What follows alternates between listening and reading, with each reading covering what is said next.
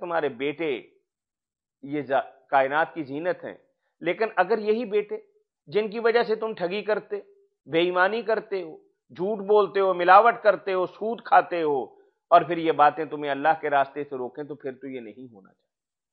یعنی ان کی محبت اپنی جگہ، لیکن ان کی وجہ سے دین کے اندر اور اللہ کی عبادت کے اندر اور بندگی کے اندر کوئی رکھنا آئے گا تو یقیناً یہ بجائے فائدے کے نقصان کا باعث بنے گی۔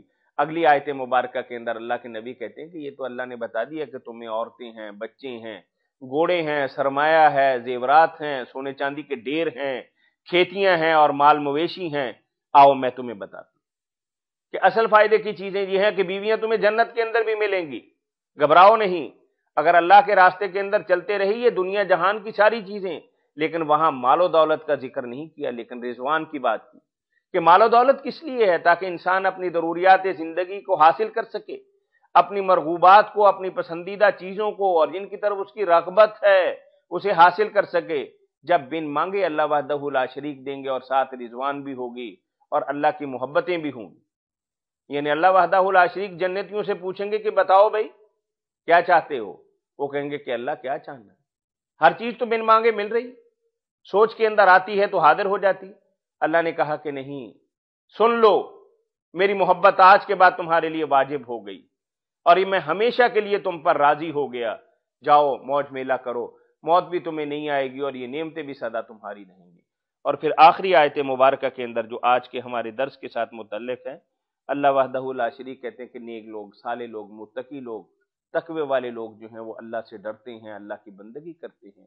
اور ایک خاص وقت کی طرف اللہ وحدہ لا شریک نے اشارہ کیا کہ دیکھو، معافی تو تم نے مانگنی ہے، اور تمہیں پتہ ہے کہ تمہارا کوئی رب ہے جس کے سامنے تم نے اپنا دامن پھیلانا ہے، اپنے ہاتھ اٹھانے ہیں، تو چلے میں تمہیں وہ خاص وقت بتا دیتا ہوں کہ اس وقت تم اگر عرضداشت پیش کرو گے تو ہم فوری طور پر وہ قبول کریں گے۔ حدیث مبارکہ کے اندر آتا ہے کہ اللہ کے نبی صلی اللہ علیہ وسلم نے فرمایا کہ اللہ تعالیٰ جب تہائی رات رہ جاتی ہے تو آسمان دنیا پر تشریف لاتے۔ یہ بخاری اور مسلم کے اندر متعدد جگہ پہ روایت ہے۔ اس وقت اللہ وحدہ لا شریک خود ہوکا لگاتے ہیں، بآواز بلند کہتے ہیں کہ یہ بات کوئی ہے مجھ سے مانگنے والا، کوئی ہے بیمار جو مجھ سے تندرستی طلب کرنے والا، کوئی ہے جو تنگ دست ہو میں اسے مالا مال کر دوں۔ اللہ نے بتا دیا کہ بالاسحار، اسحار کی بات کیوں کی ہے؟ کہ انسان دن کے وقت 5 نمازیں پڑھتا ہے، دکھلاوا بھی ہو سکتا ہے، محلے کے اندر، برادری کے اندر، علاقے کے اندر، اپنے معاشرے کے اندر اپنا ٹیکہ اور اپنا روب اور اپنی لہیت کا ایک روب جمانے کے لیے بھی یہ کام کر سکتا ہے، لیکن رات کی تاریکی کے اندر اٹھنا اور نرم اور گرم بستر کو چھوڑنا، اور پھر اس وقت گرمیوں اور سردیوں کی راتیں ٹھنڈے پانی سے وضو کرنا اور گرمی کے اندر کھڑے ہونا اور اللہ کی بارگاہ کے اندر ہر چیز پر سکون طاری ہے۔ اس وقت انسان جو اللہ سے بات کرتا ہے، راز و نیاز کی باتیں کرتا ہے، اور اس وقت ہاتھ اٹھاتا ہے اور اللہ سے مانگتا ہے، اور اللہ یقیناً اسے عطا فرماتا ہے۔ اور انبیاء کرام کے بعد ولایت کی سب سے بڑی منزل یہ ہے کہ تہجد گزار ہونا چاہیے، اللہ کے ساتھ خاص تعلق ہونا چاہیے کہ روحانیت پیدا ہو، اللہ کے ساتھ ایک تعلق ہو، اور یہ محبت کا ایک اظہار ہے۔ دیکھیے ان آیات مبارکہ کے اندر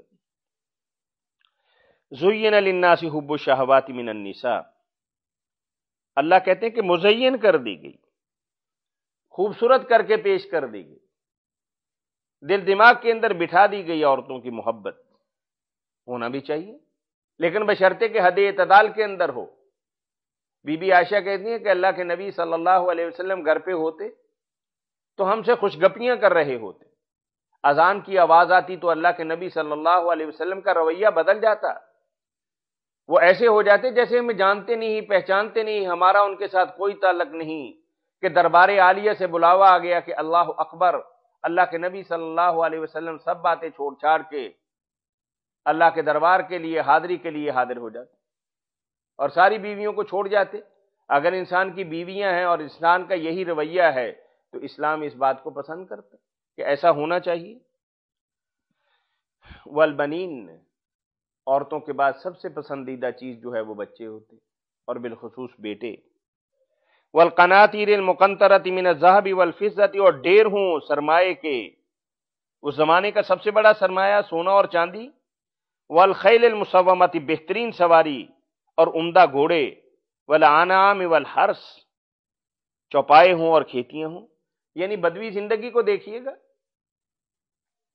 بیوی ہو، بچے ہوں، اور سواری کے لیے گھوڑا ہو، اور چرنے کے لیے اور پھرنے کے لیے چراگاہ کے اندر جانور ہوں، تو لامحالہ اس کے لیے کھیتی کی بھی ضرورت ہوگی۔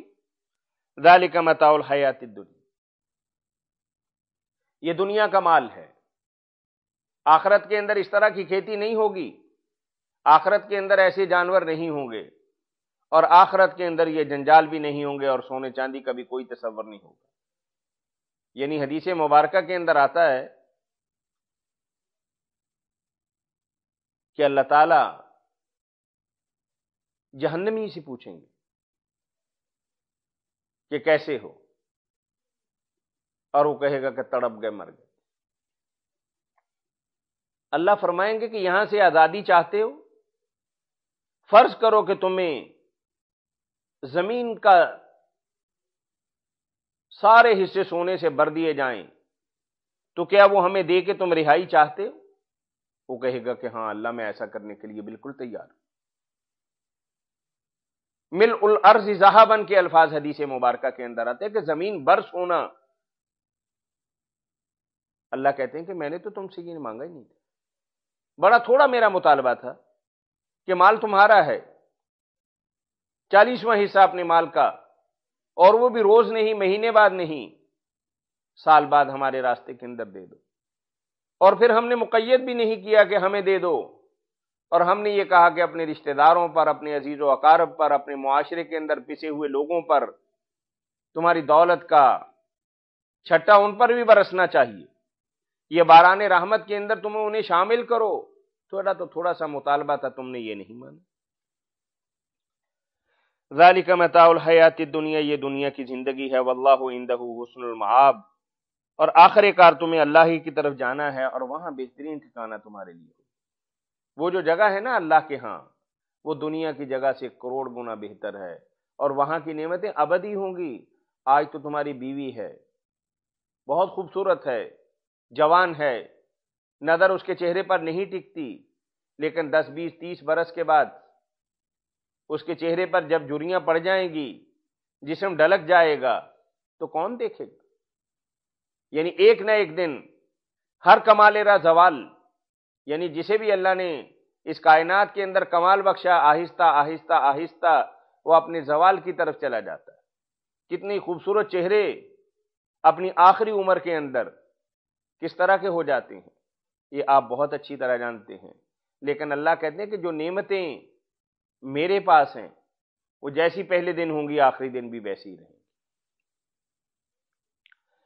قل اعنبئکم بخیر من ذالکم، اب اللہ کے نبی صلی اللہ علیہ وسلم کی زبان اقدس سے قرآن یہ کہلوا رہا ہے کہ آؤ میری طرف، چلو آؤ۔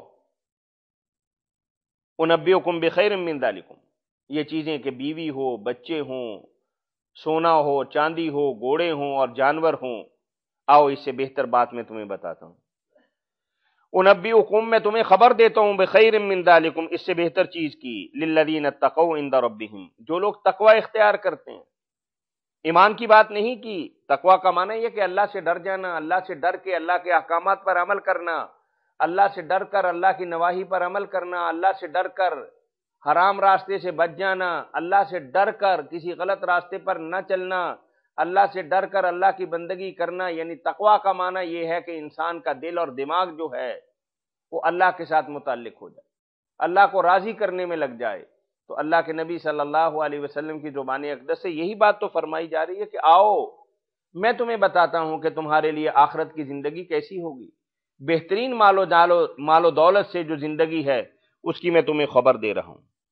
للذین اتقوا عند ربہم جنات تجری من تحتها الانہار خالدین فیہا، جنتیں ہوں گی، باغات ہوں گے، اور بہت ہی خوبصورت اور دلکش اور دل نشین۔ اور جنت کے بارے میں انسان کچھ نہیں جانتا۔ دنیا کا خوبصورت ترین خطہ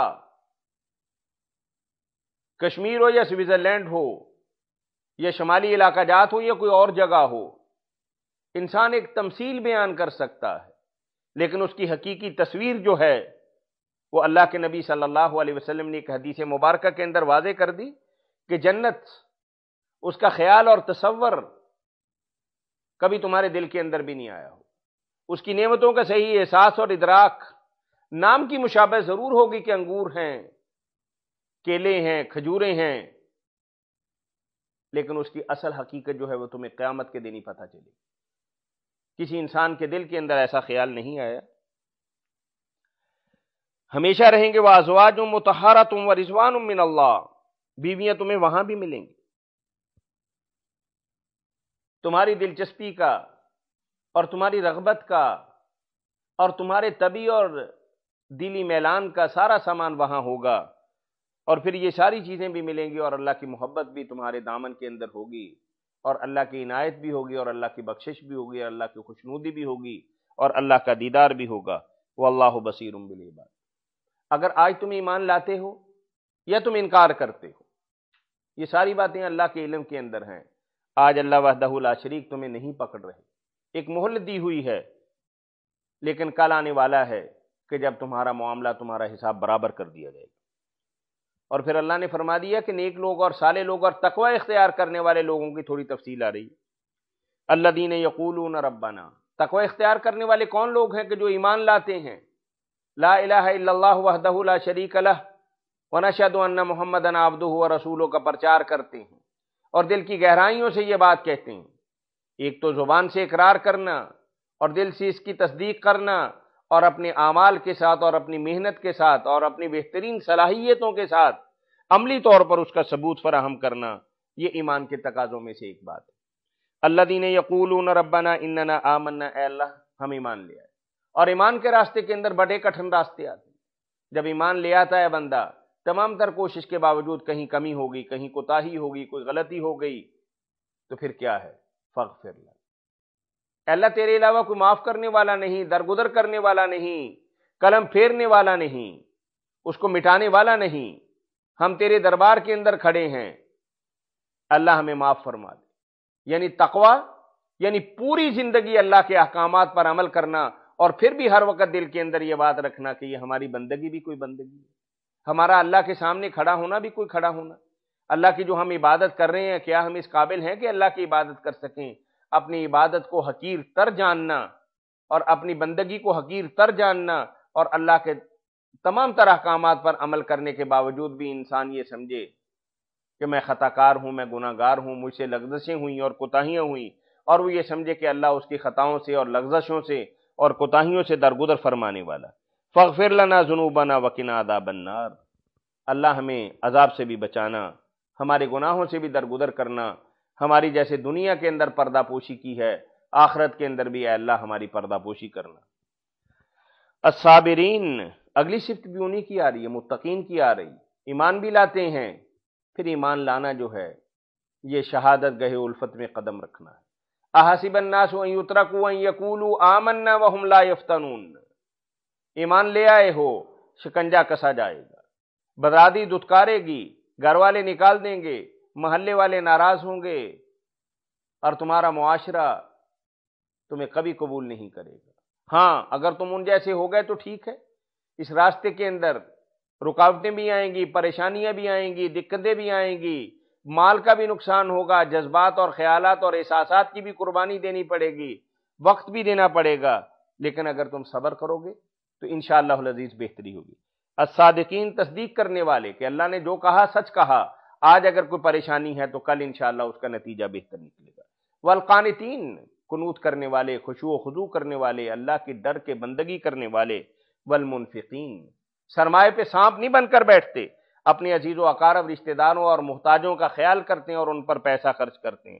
والمستغفرین بالاسحار، اور پھر اللہ نے کہہ دیا کہ میری 5 نمازیں نہیں پڑھتے بلکہ تہجد گزار بھی ہیں، رات کو اٹھ کر راز و نیاز کی باتیں کرتے ہیں، اور میرے سامنے اپنا دامن پھیلاتے ہیں، اور میں نے تو خود ہوکا لگایا ہوتا کہ آ جاؤ، جب میں خود کہتا ہوں پھر آ جائے، پھر لامحالہ اس کا دامن بھر دیا جائے گا، روحانیت بھی ملے گی، اور جو وہ طلب کرے گا مادی اعتبار سے وہ بھی ملے گا۔